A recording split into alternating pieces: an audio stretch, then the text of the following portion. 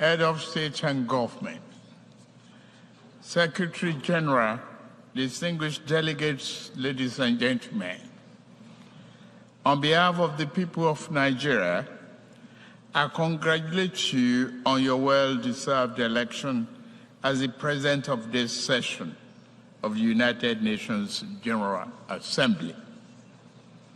We commend your predecessor, His Excellency Chaba Korochi, for his able stewardship of the Assembly also.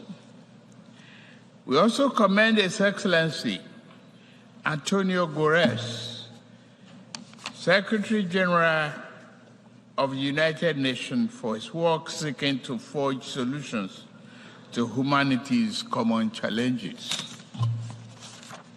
This is my first address before the General Assembly. Permit me to say a few words on behalf of Nigeria, my country, on behalf of Africa, my continent, regarding this year's theme. Many proclamations have been made, yet our troubles remain close at hand. Failures in good governance have hindered Africa, but broken promises, unfair treatment, and outright exploitation from abroad have also exerted a heavy toll. It must mean something special and particular to Africa.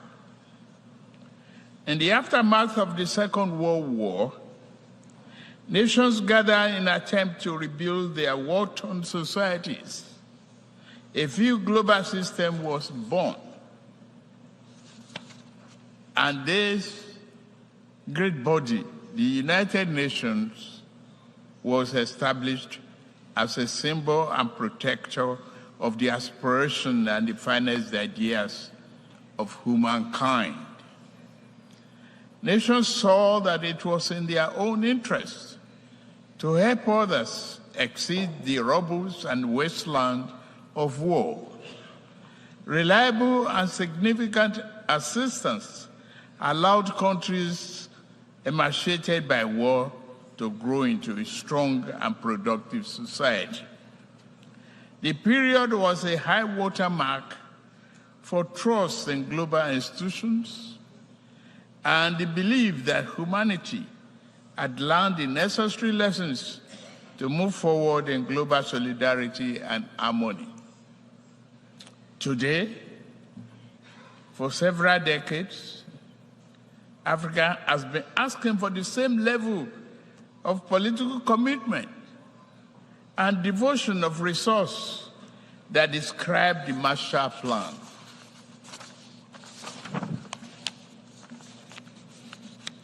We realize that underlying conditions and causes of economic challenges facing today's Africa are significantly different from those of post-war Europe. We are not asking for identical programs and actions. What we seek is an equal, firm commitment to partnership. We seek enhanced international cooperation with African nations to achieve the 2030 Agenda and Sustainable Development Goals. There are 5 points I want to highlight. First, if this year's theme is to have any importance at all and any impact, global institutions, other nations, and their private sector actors must see Africa as a development priority, not just for Africa, but in the interest of us all as well. Due to both long-standing internal and external factors, Nigerians and Africa's economic structures have been skewed to impede development, industrial expansion, job creation, and the equitable distribution of wealth. If Nigeria is to fulfill its duty to its people, and the rest of Africa, we must create jobs and the belief in a better future for our people. We are pushing for that.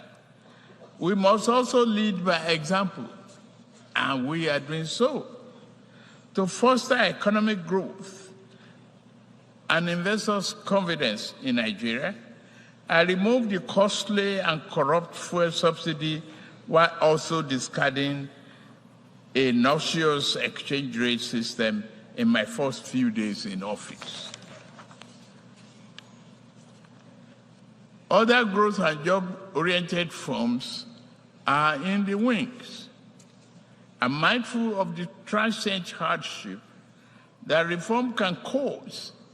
However, it is necessary to go through this phase in order to establish a foundation for durable growth and investment to build the economy our people deserve. We welcome partnerships with those who not mind seeing Nigeria and Africa assume larger roles in the global community. The question is not whether Nigeria is open for business. The question is how much of the world is truly open to doing business with Nigeria, and how African is an equal, mutually beneficial manner. Direct investment in critical industries, opening airports to a wider range and larger quantity of African exports, and meaningful debt relief are important aspects of the cooperation we seek. Second, we must affirm democratic governance as the best guarantor of sovereign will and well-being of the people. Military coups are wrong, as in any titled civilian political arrangement that is, will perpetuate injustice. The wave-crossing part of Africa does not demonstrate favor towards coup. It is a demand for solution to perennial problem.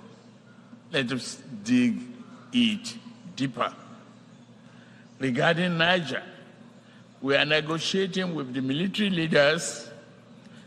As chairman of ECOWAS, I seek to help establish democratic governance in a manner that addresses the political economy challenges confronting that nation, including violent extremists who seek to foment instability in our region. I extend a hand of friendship to all of you who may genuinely support this mission for a democratic governance in that nation. This brings me to my third crucial point. Our entire region is locked in protracted battle against violent extremists. And the turmoil, a dark channel of inhuman commerce has formed. Along the route, everything is for sale. Men, women, and children are seen as chattel. Yet, thousands reach the Sahara, hot and sand, and the Mediterranean cold death in search of a better life. At the same time, mercenaries and extremists with their lethal weapons and vile ideologies invade our region from the north. This harmful traffic undermines the peace and stability of the entire region. African nations will improve our economics so that our people do not risk their life to sweep the floors and streets of other nations. We also shall devote ourselves to disbanding extremist groups on our turf. Yet, To fully contain this threat, the international community must strengthen its commitment to arrest the flow of arms and violent people into West Africa. The fourth important aspect of this global trust and solidarity is to secure the continent's mineral-rich areas from plundering and conflicts. Many such areas have become catacombs of misery and exploitation. The Democratic Republic of Congo has suffered this for decades, despite the strong UN presence there. What happened? The world economy owes the Republic of Congo much, but gives her very little. The mayhem visited on resource-rich areas does not respect national boundaries. Sudan, Mali, Burkina Faso, Central African Republic, and the list grow on and on and on. The problem also knocks at Nigeria's door. Foreign entities abated by local criminals who aspire to be petty warlords have drafted thousands of people into servitude to illegally mine gold and other resources. Billions of dollars meant to improve the nation's economy now fuel violent enterprises. If left unchecked, they will threaten peace and place national security at a grave danger.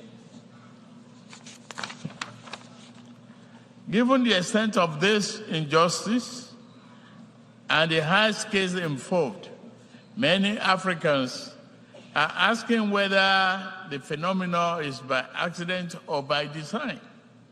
Members' nations must reply by working with us to deter their farms and nationals from the 21st century pillage of continent riches.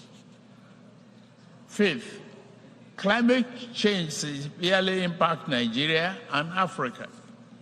Northern Nigeria is honored by desert encroachment, hounded from the north. All are arable lands. Our south is pounded by the rising tide of coastal flooding and erosion. In the middle, the rainy season brings flood that kill and displace multitudes. As I lament death at home, I also lament the grave loss of life in Morocco and Libya.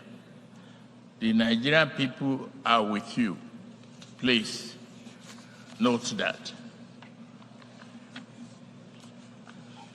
African nations will fight climate change, but must do so on fair and just terms.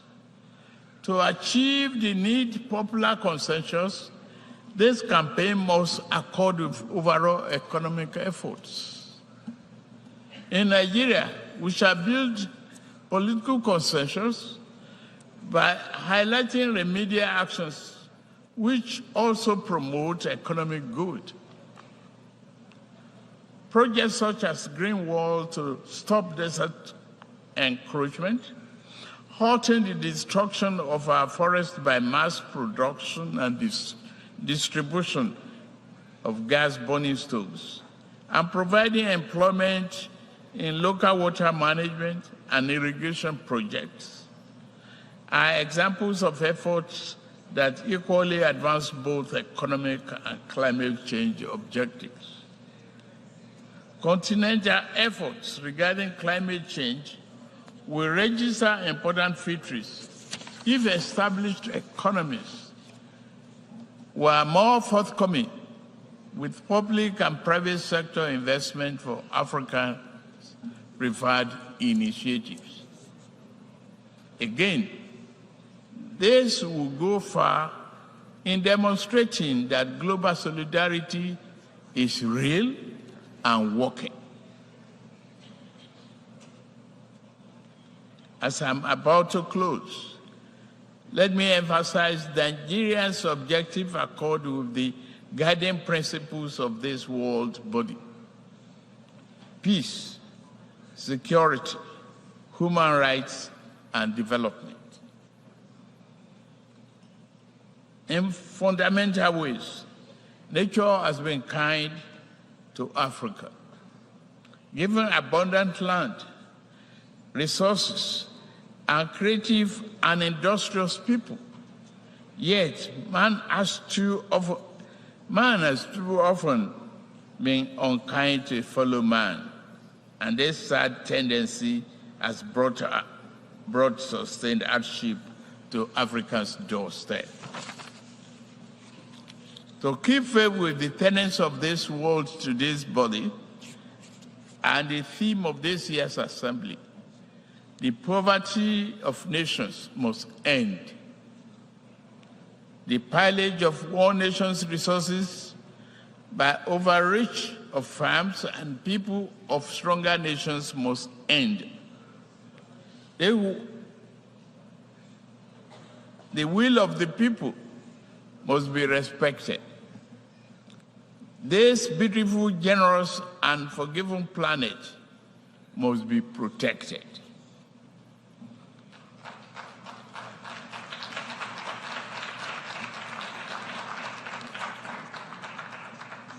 As for Africa, we seek to be neither appendage nor patron. We do not wish to replace old shackles with new ones. Instead, we hope to walk the rich African soil and live under the magnificent African sky, free of the wrongs of the past and clear of the associated encumbrances. We desire a beautiful, prosperous, vibrant, democratic living space for our people.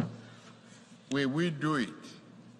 To the rest of the world, I say, work with us as true friends and partners.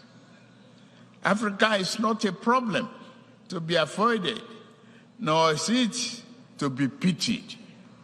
Africa is nothing less than the key to the world's future. I thank you for listening.